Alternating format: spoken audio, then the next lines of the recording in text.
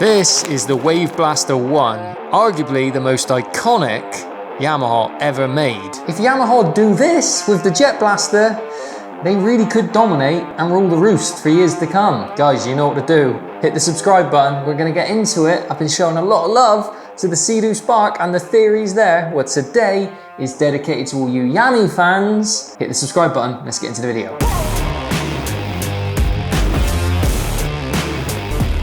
If seadoo brought out an XP and Yamaha brought out a WaveBlaster, then honestly, I think that's the title fight that you need to do. Get your Photoshop ready and Photoshop me a WaveBlaster in B1 colors.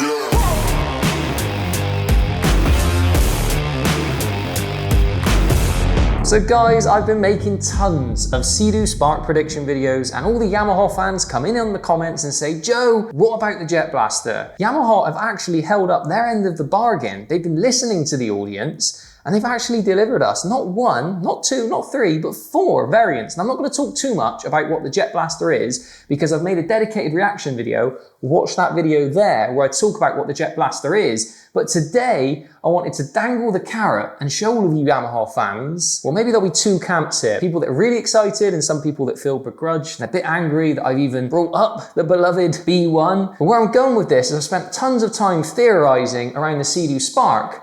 Today, we're going to theorize around the jetblaster. So as everyone knows, the jetblaster has just came in strong, put a bit of pressure on seadoo with that new jetblaster platform. Now, since the launch video, I've done a lot more digging into actually what the jetblaster platform is. There's obviously been some actual hands-on reviews of the jetblaster now, which has gave us a much better understanding of what the actual pros and cons are of the new jetblaster versus the seadoo Spark. And the key things that I want to talk about today, aside from the sexy aesthetic, which you saw in the intro, which I will get to, is the engine. So we have the TR1 engine, which is the 1049cc 3-cylinder, and most notably, the fact that that can be tuned with a stage 1 Reaver kit to get you to 57 miles an hour. Now I know I bang on about 60 miles an hour is the sweet spot, but 57 is pretty close, it's only 3 miles an hour, and it's gonna feel a lot faster than 53 with a stage 3 kit on a seadoo Spark. The seadoo Spark is a 900 Ace, as we all know, and it comes as standard as a 90 horsepower. And the things that you're gonna need to do to a seadoo Spark, and which is the frustration for us all,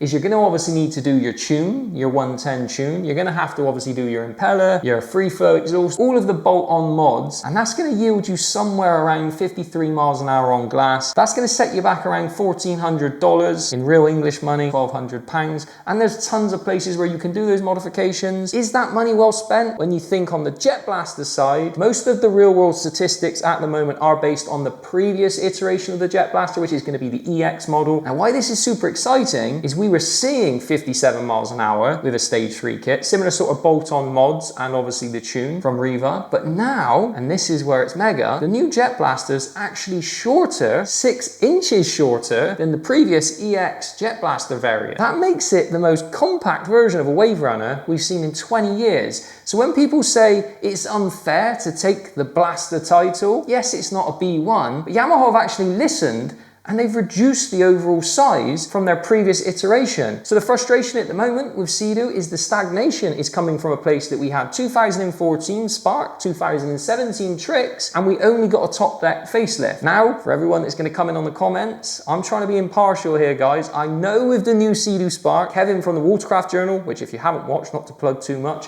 watch this video here. I had a 2-hour conversation with Kevin. We theorized around lots of stuff. Excitingly, in that video, he actually spoke about if you put your arm in the side hatch of a seadoo Spark. This is where I get excited. I don't know if this is just hearsay, but people say, well, actually, dimensionally, under the seat, it's wider. Yes. Plus the engine access, Take all posturing. access, open up the panel. Here's the thing, and I show this to Greg. You open up that access panel on the side, stick your forearm in there and see how much room there is around the engine and the actual cowl. So you agree? You concur that it's wider underneath. That's why we've got this 100%. You can actually get your whole forearm in, which aligns with the rumors that the Spark is wider under the seat area. And Martin sat back and he kind of did this. He just kind of smiled and he leaned in and he said, "We tried turbos. They're too hot." And he says, "But the 1630 fits right in it." Yes, Sea-Doo have made top deck changes, but they've not made any hull changes. I'm going to be making a dedicated video on another theory, I know, one more theory, on what could actually happen if they were to take the Sea-Doo Spark philosophy, take the GTI Polytech 2 philosophy, put them together, marry them, and make a birth child of the XP. I have a lot more theories around that, but I'm not going to talk too much about it in this video because it's all Jetblaster related, but stay tuned, hit the subscribe button because that's going to drop in a couple of weeks. But in essence, Yamaha have actually said, well, no, we're not going to stick with the EX. We're going to make a new hull, reduce the size, and pair that with excitingly a new pump design to optimize the actual pickup with the extended trim and stuff, and coupled with the mods that I've just spoke about, could make the Jetblaster the most compelling option. People came for me with my Spark video saying, Joe, the Jetblaster is the better option now.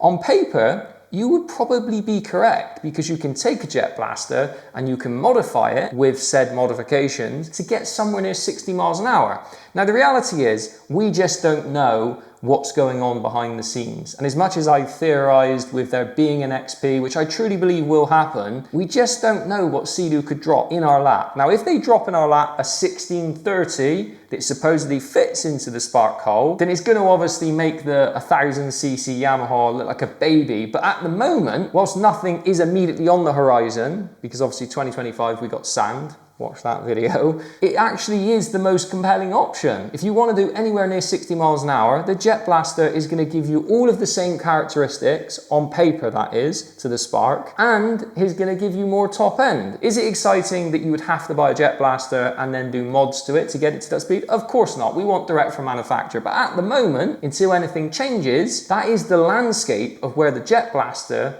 falls against the Sea-Doo Spark. Now let's get into the exciting bit, the bit where people call me the felt tip fairy or the Photoshop king or all those things. I'll take all of those titles, by the way. Yamaha, and this is something me and Kevin also spoke about from the Worldcraft Journal, Yamaha have dipped a toe right into their history with bringing back the Blaster name, but not fully committing to the name. And what we mean by that, now Jetblaster is one step away from Wave Blaster. And like for me, it's beyond me that their marketing team have gone with Jet versus Wave. I know that seems like a small nuance, but the reality is the Wave Blaster in the 90s was as iconic, if not more iconic for Yamaha fans than the Sea-Doo XP and the Sea-Doo HX. Now technically on paper, the Wave Blaster would have been part of the sport class, which obviously would have gone up against the HX. We don't have a sport class nowadays, so the Spark and the Jetblaster kind of conform to a new, more stable platform. Don't expect anytime soon that Yamaha are going to come out with an even smaller version of the Jetblaster. I think that size craft is kind of as best as we can expect to see. But where I'm going with this is Yamaha executives, if you're watching this video,